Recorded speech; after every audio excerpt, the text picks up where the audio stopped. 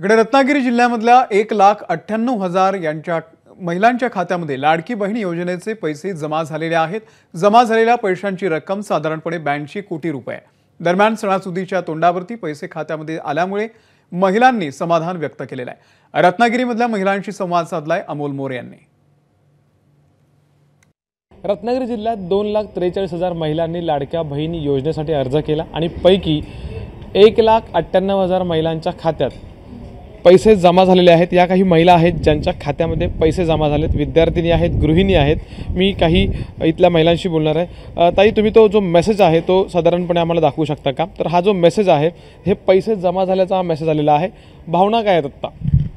सरकारने मुख्यमंत्री माझी लाडकी बहीण योजना ही जाहीर केलेली आहे आणि रक्षाबंधनच्या आधीच ही रक्कम आमच्या खात्यावरती जमा झालेली आहे। याचा आम्हाला खूप आनंद झालेला आहे। आमच्या ज्या काही आर्थिक अडचणी आहेत त्या बऱ्याचशा ह्याच्यामुळे आमच्या सॉल्व्ह होणार आहेत। त्याच्यामुळे सरकारचे मी इथून खूप आभारी आहोत। या योजनेचा खूप उपयोग होणार आहे। प्रत्येक ग्रामीण भागातल्या मुलींचं शिक्षणाची व्यवस्था होणार आहे।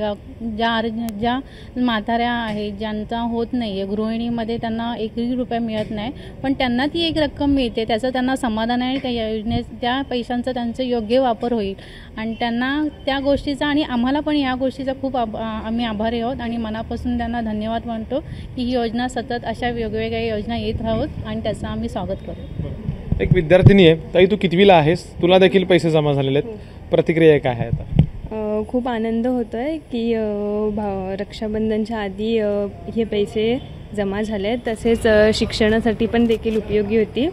सो त्यांचं खूप खूप आभार आहे। कॅमेरामॅन मेहबूब शेखसह अमोल मोरे, एबीपी माझा, रत्नागिरी। एबीपी माझा, उघडा डोळे बघा नीट।